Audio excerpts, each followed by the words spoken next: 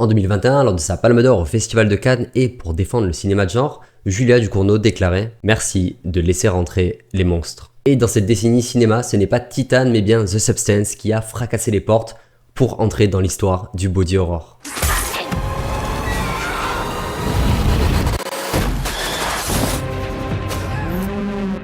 The Substance, réalisé par la française Coralie Farja, raconte l'histoire d'Elizabeth Sparkle, une animatrice télé qui est virée le jour de ses 50 ans car considérée trop vieille par son supérieur. Cette décision va particulièrement impacter notre personnage, incarné par Demi Moore, mais surtout son rapport à son propre corps. Jusqu'au jour où elle découvre une mystérieuse substance capable de dupliquer son corps en créant une nouvelle et meilleure version d'elle-même, plus belle, plus jeune et plus parfaite. Et si vous vous demandez, non, une Demi Moore multipliée par 2, ça ne fait pas une Moore. Merci.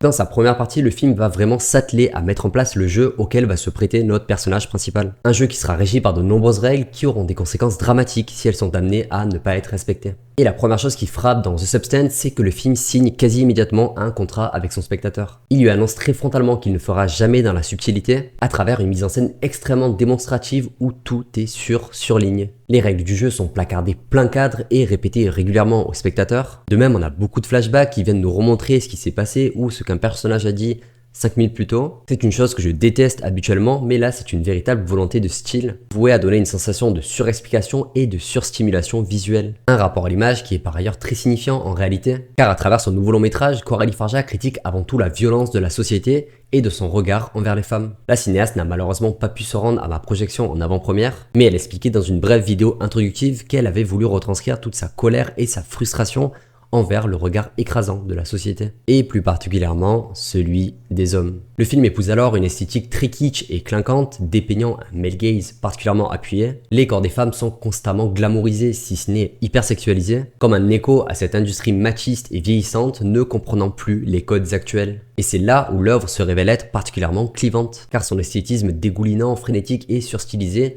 en agacera inévitablement plus d'un. Son propos déborde de tous les côtés et le film matraque son message à chaque plan, au point de constamment frôler l'overdose. Chose plutôt drôle, j'ai vu L'Amour ouf très peu de temps après cette avant-première, et je trouve que les deux films se rapprochent pas mal à ce niveau-là. Mais personnellement, je suis très sensible à cette forme de cinéma, débordant d'idées de cadrage et de mise en scène, au détriment peut-être d'une narration subtile. The Substance est par ailleurs bourré de références cinématographiques, notamment du Lynch, avec ses plans de palmiers filmés en contre-plongée tout droit sortis de Mulholland Drive, en plus de ce jeu sur la dualité du désir féminin, mais aussi des déformations faciales nous replongeant dans Elephant Man, ou encore une allusion frontale au plan de route de Lost Highway. Plus globalement, on a également du Carrie de De Palma, du Shining de Kubrick, du Carpenter, du Cronenberg, bref, ça cite dans tous les sens. Donc encore une fois, si vous êtes plutôt adepte de cinéma subtil et minimaliste, vous risquez fortement de rejeter la nouvelle proposition de Coralie Farja. Et même si je n'ai aucun souci avec cette forme, j'ai un vrai gros grief envers le long métrage. Car cette mise en place s'étale sur presque la moitié du film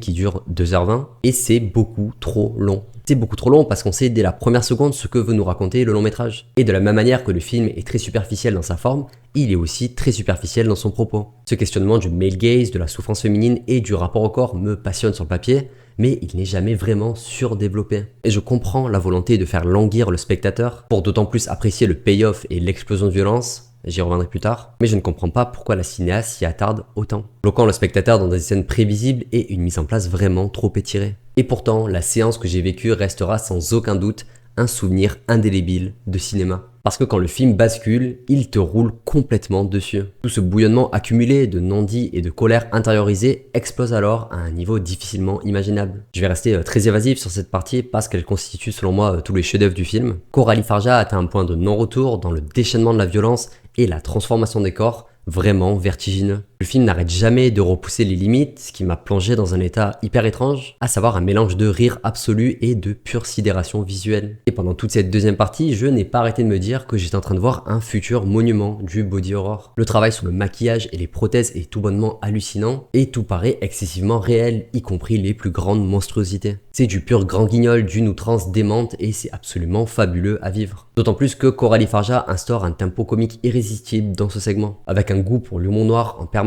et des situations ultra grotesques qui fonctionnent selon moi à 2000%. On a notamment cette intégration de la culture française au récit que je trouve assez géniale, avec cette séquence où Margaret Qualley est interviewée à la télé et que la mise en scène nous donne l'impression qu'elle discute directement avec Demi Moore qui, elle, fait la cuisine, Bref, c'est absolument brillant en termes de cadrage. Même si ce rire n'était clairement pas unanime dans la salle, mais j'en parle après. Pour ceux qui m'ont demandé est-ce que je peux aller voir le film ou est-ce que c'est vraiment trop cracra, c'est une question qui est pas évidente. Parce que d'un côté, il y a un énorme jeu sur le corps, avec notamment beaucoup de piqûres, de fluides, de veines et de sang. Un jeu qui est par ailleurs appuyé par un très joli travail de sound design. Mais de l'autre, tout est tellement excessif, abusivement sanglant et grand guignol, que j'ai personnellement vécu la dernière heure presque comme une comédie. Et du coup, des gens dans la salle partageaient ce sentiment de rire absolu, même si je m'attendais à une énergie beaucoup plus unanime et que la proposition semblait en effet véritablement clivante. En témoigne le couple à ma droite qui est resté stoïque de A à Z. Et si vous avez vu le film, vous devez aussi vous demander comment c'est possible. Pour finir, même si le récit est assez simpliste, on retiendra tout particulièrement le duo Demi Moore-Margaret Qualley. Le choix de faire revenir Moore en personnage principal est par ailleurs assez brillant, car c'est effectivement une actrice de 61 ans et donc vieillissante entre guillemets, et j'ai découvert après mon visionnage que l'actrice avait en plus été largement harcelée sur internet ces dernières années, suite à de multiples recours à la chirurgie esthétique, considérée comme ratée.